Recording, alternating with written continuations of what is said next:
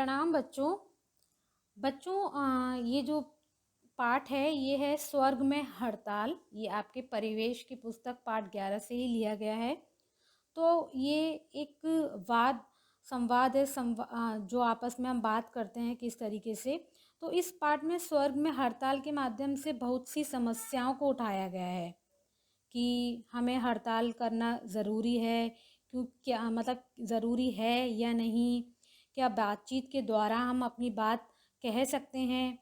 तो हर व्यक्ति अपनी जिम्मेदारी को समझे तो शायद हड़ताल की ज़रूरत ही ना पड़े। तो इसमें किस तरीके से जो नारद जी हैं वो बात करते हैं गणेश जी से और बाकी लोगों से। तो वो ये सारी चीज़ें इसमें बताई गई है। तो आपको पहले ये स्टोरी सुननी पड़ेगी, उसके बाद ही आपको ये पाठ समझ में आएगा। तो बच्चों, आप जैसा कि देख सकते हो,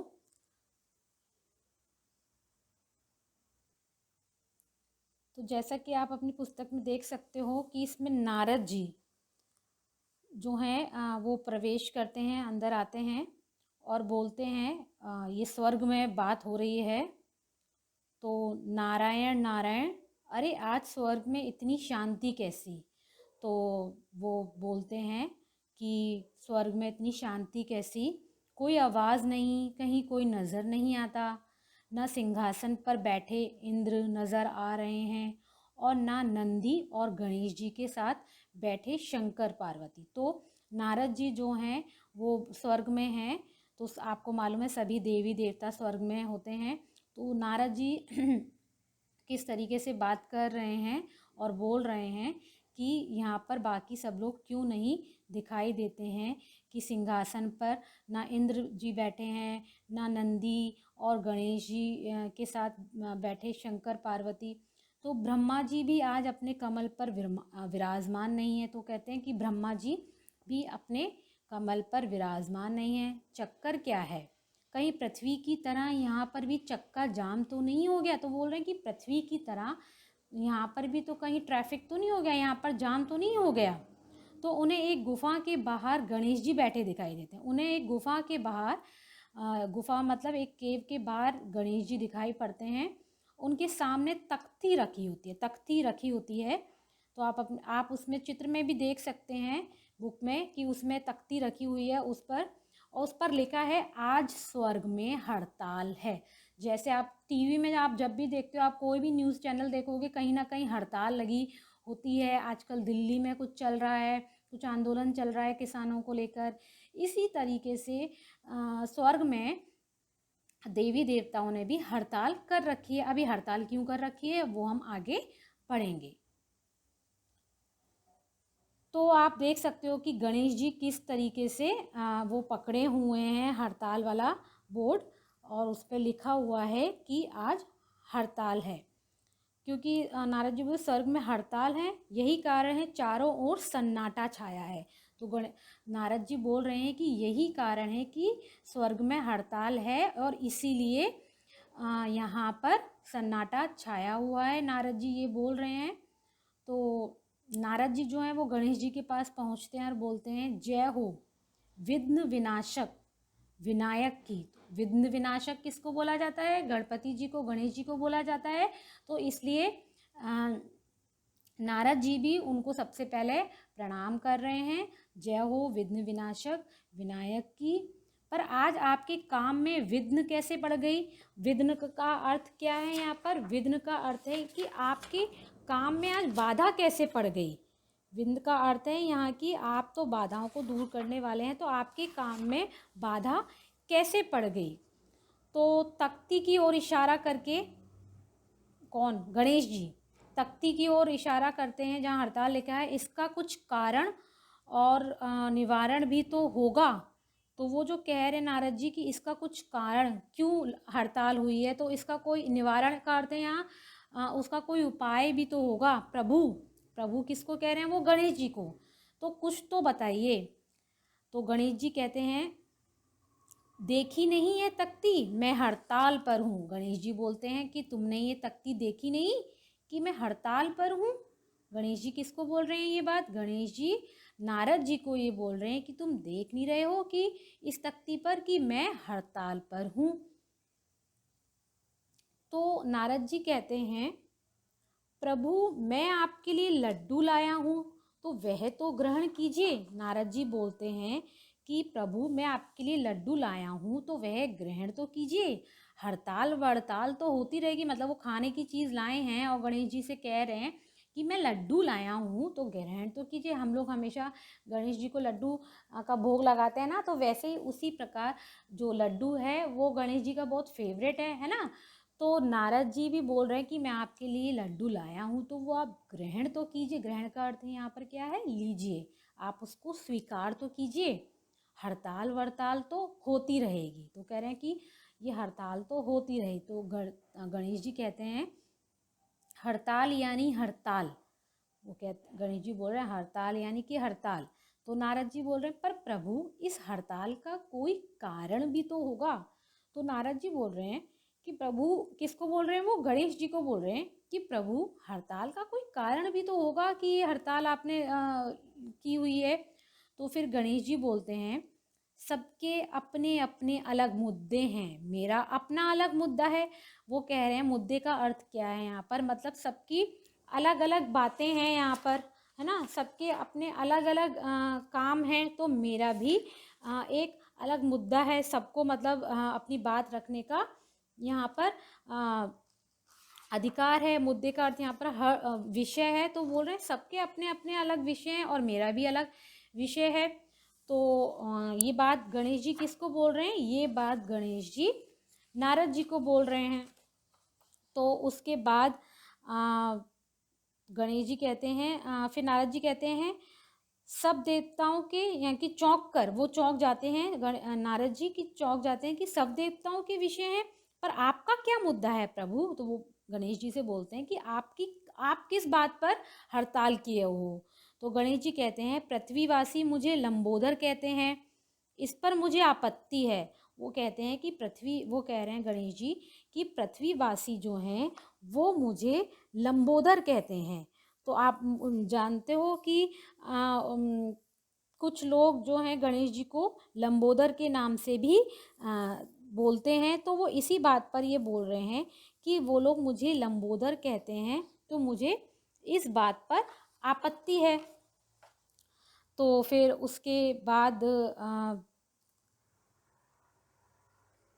गणेश जी क्रोध में कहते हैं कभी देखा है पृथ्वीवासियों को कि वे स्वयं लालची तथा बेईमान हैं। तो गणेश जी कहते हैं कि कभी फिर उसके बाद गणेश जी को बहुत गुस्सा आता है और वो बोलते हैं कि क्या कभी देखा है कि पृथ्वीवासियों को कि वो कितने लालची और बेईमान हैं, उनकी लूटने खसोटने और छीनने बटोरने की आदत कभी भी नहीं मिटती है। गणेश जी इस बात को बोलते हैं कि उन लोगों की लूटने खसोटने, वो पृथ्वीवासियों को बोल रहे हैं। और लंबे उदर वाले तो वे स्वयं हैं, वो कहते हैं लंबे उदर वाले तो वो स्वयं है। उधर यहाँ किसको बोला जा रहा है, पेट को, है ना। लंबे उदर वाले तो वो स्वयं हैं, तो मैं नहीं कहलाना चाहता लंबोदर, इसलिए मैं हड़ताल पर हूँ। वो कह रहे हैं कि जो लंबोदर किसको बोला जाता है, जिसका पेट बड़ा हो, तो यही है। तो नारद जी ने भी कहा पर आपका पेट कुछ बड़ा है तो है ही।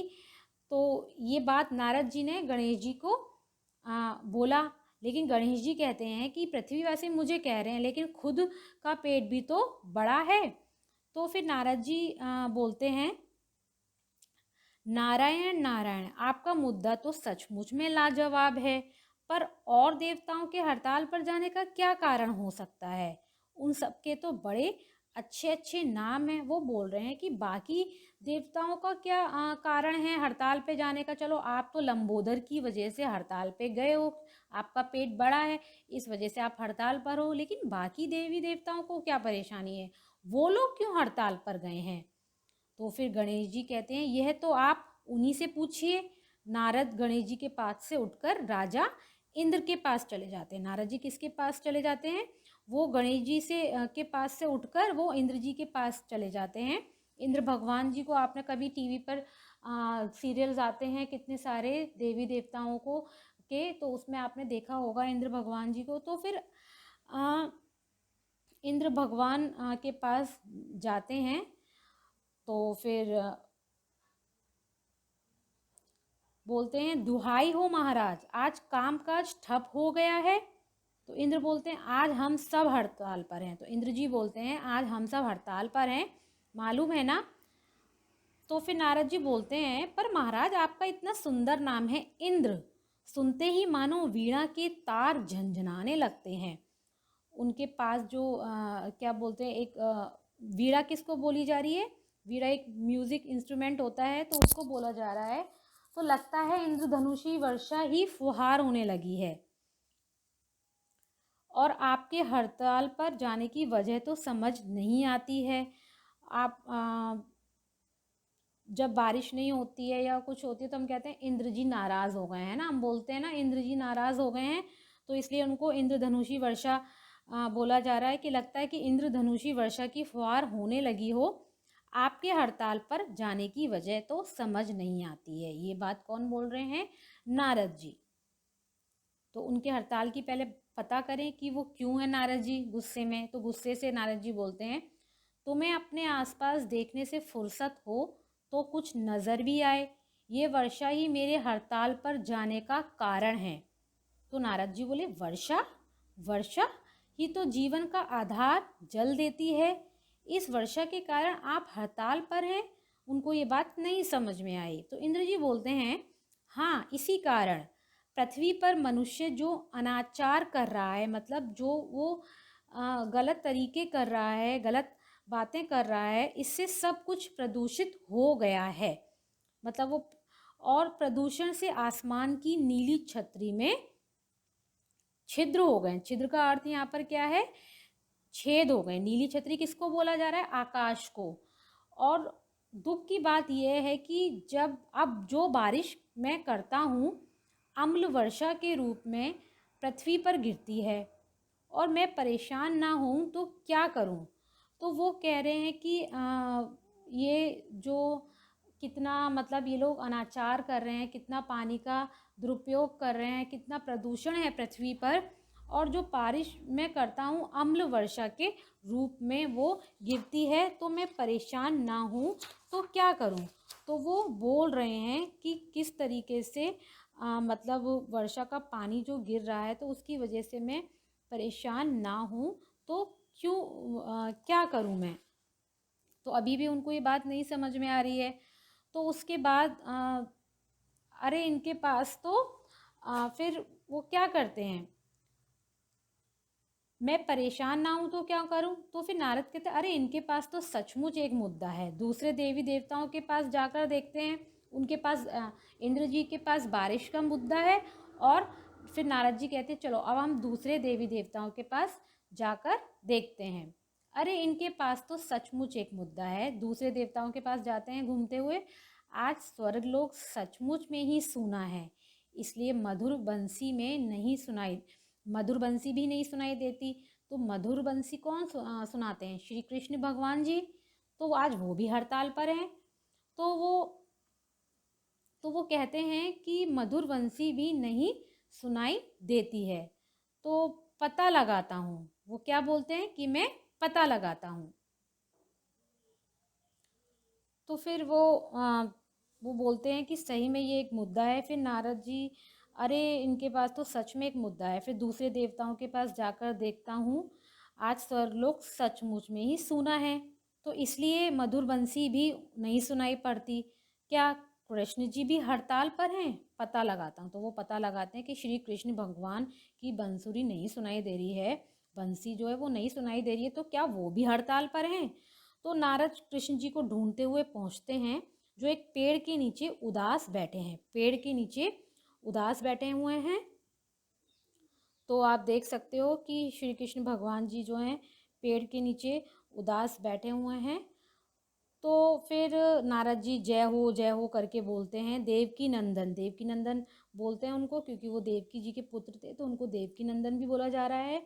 तो क्या आप भी हड़ताल पर हैं, पर प्रभु यहाँ स्वर्ग में सारे सुख आपके कदमों पर हैं, आपके हड़ताल पर जाने का भला क्या कारण। वो कह रहा है कि प्रभु आपके तो सुखों पर, मतलब आपके तो पास सारे सुख हैं, तो आप क्यों हड़ताल पर हैं, कोई कारण तो होगा। तो कृष्ण जी क्रोध में बोलते हैं, गुस्से में बोलते हैं, कैसा सुख, क्या हमारे पास हृदय नहीं है।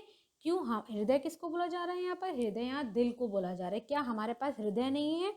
तो नारद जी बोलते हैं, नारायण नारायण, प्रभु आपका हृदय तो अत्यंत उदार है। वो बोलते हैं, प्रभु आपका जो हृदय है वो तो अत्यंत दयालु है। उदार किसको बोला जा रहा है, दयालु है। तो कृष्ण भगवान जी जो है वो गुस्से में कहते हैं, खाक उदार है। वो गुस्से में बोलते हैं, खाक उदार है, तभी तो मेरी प्रिय गायें पृथ्वी पर प्लास्टिक खाकर मर रही हैं। वो कह रहे हैं कि मेरी जो गाय हैं वो प्लास्टिक खा खा कर मर रही हैं। आप देख रहे हो कि धरती पर किस तरीके से प्लास्टिक का कितना यूज होता है और उसको कितने जानवर खा लेते हैं, और सबसे ज़्यादा परेशानी गाय को होती है। और गाय जो थी श्री कृष्ण भगवान की फेवरेट थी, तो वो इसलिए गुस्सा है कि जो प्लास्टिक की थैलियाँ हैं वो गाय खा रही हैं, उनको कितनी परेशानी हो रही है। मानव तो बस हद कर दी है। मानव किसको बोल रहे हैं, हम मनुष्य को बोल रहे हैं कि मानव ने तो बस हद कर दी है कि प्लास्टिक की थैलियों में फल सब्जी के छिलके कूड़ा करकट साथ मिलाकर फेंक देते हैं। हम लोग जब भी सब्जियां या सारी चीज़ें, कुछ कचरा होता है, वो थैली में बंद करके उसको फेंक देते हैं, है ना। कोई भी हम सब्जी, जो भी कच्ची सब्जियां होती हैं तो उनके जो पत्ते होते हैं वो हम थैली में बांध कर फेंक देते हैं। लेकिन गाय क्या करती हैं, उन थैली सहित, उन थैलियों के साथ उनको खा जाते हैं। लेकिन वो थैली उनके लिए कितनी नुकसानदायक होती हैं। तो वो यही बताना चाह रहे हैं कि प्लास्टिक की थैलियों में फल सब्जी छिलके कूड़ा करकट साथ मिलाकर फेंक देते हैं सब लोग। बेचारी भूखी गाय प्लास्टिक की थैलियाँ ही खा जाती हैं। तो वो कह रहे हैं कि जो बेचारी गाय हैं वो भूखी होती हैं और वो भूख में प्लास्टिक की थैली भी खा जाती हैं। अब गाय तो जो भी हैं वो है तो वो जानवर ही ना, अब उनमें तो ये समझ है नहीं है कि सब्जी अलग रखें थैली अलग। लेकिन मनुष्य में तो बहुत समझदार है मनुष्य, लेकिन वो कैसे अनसमझी बातें कर सकते हैं, हर अनसमझे कार्य कर सकते हैं ये लोग कि थैली सहित हम लोग कचरा डाल देते हैं, हम लोग फल सब्जी फेंक देते हैं। तो इससे क्या है कि गायों को कितनी परेशानी होती है और मौत के मुंह में वो समा जाती हैं। वो कह रहे कि फिर जो गाय होती हैं वो मौत के मुंह में समा जाती हैं, उनको कोई बीमारी लग जाती है थैली खाने के कारण। तो इस तरीके से उनको कितनी परेशानी होती है। तो इसीलिए श्री कृष्ण भगवान जो हैं स्वर्ग में हैं और वो हड़ताल पर हैं। तो श्री कृष्ण भगवान जी यही बताना चाह रहे हैं कि हमारी धरती पर कितना प्लास्टिक का, उनकी बात कहने का आपको समझ में आया कि हमारी धरती पर कितना प्लास्टिक का प्रयोग हो रहा है और उससे हमारे जानवरों को कितना कष्ट हो रहा है। हम तो हर चीज़ धोकर काट कर छील कर खाते हैं, लेकिन हमें जानवरों के लिए भी तो देखना चाहिए, क्योंकि हम लोग तो सब कुछ कर सकते हैं, लेकिन जानवर तो बेबस होते हैं। तो हमको उनकी उस बेबस और लाचारी का फ़ायदा नहीं उठाना चाहिए। और उससे क्या है कि उनको कितनी परेशानियाँ होती हैं। और गाय तो सबसे ज़्यादा श्री कृष्ण भगवान जी की फेवरेट थी, है ना। तो इसीलिए उन्होंने, श्री कृष्ण भगवान जी ने हड़ताल रखी हुई है। तो बच्चों अभी हम इस चैप्टर को यहीं तक ही रखेंगे, बाकी का भी ये चैप्टर है वो हम नेक्स्ट वीक में उसको समझेंगे। तो आप देख सकते हो कि आज हमने कितने लोग हड़ताल पर हैं। हड़ताल पर हैं श्री कृष्ण भगवान जी और इंद्र जी और गणेश जी। तो ये तीनों लोग हड़ताल पर हैं। तो किस तरीके से नारद जी उन लोगों से बातें करते हैं, उनकी समस्याओं को पूछते हैं कि आप सब लोग क्यों हड़ताल पर हो। तो आपको समझ में आ गया होगा कि इस कहानी के जरिए कि वो कहना क्या चाह रहे हैं कि मानव जाति ने पृथ्वी को कितना प्रदूषित कर दिया है। ठीक है, क्योंकि इंद्र भगवान भी कितने परेशान हैं। तो इस वजह से वो भी यही कहना चाह रहे थे कि मानव जाति ने जो है कितना प्रदूषित कर दिया है कि आसपास देखने से फुर्सत हो तो कुछ नज़र भी आए, है ना। तो ये वर्षा ही जो है हड़ताल का उनका कारण था। इंद्र जी कह रहे हैं कि वर्षा जो है उनका आधार का हड़ताल का कारण था, क्योंकि जो जल है, जल हमारे जीवन का आधार है, ठीक है।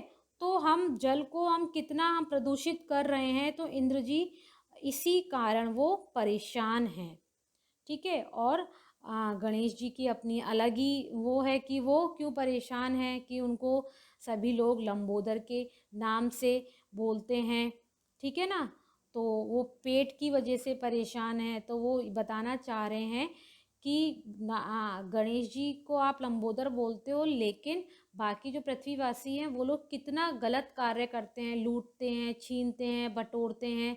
तो उन्होंने ये सारी चीज़ें जो है मनुष्य के बारे में बताई हैं। तो बच्चों आगे हम ये चैप्टर जो बाकी का बचा है वो हम नेक्स्ट वीक में रीड करेंगे। जितना भी मैंने रीड करवाया तो कृपा करके उसको अच्छे से रीड करिएगा और समझिएगा। धन्यवाद।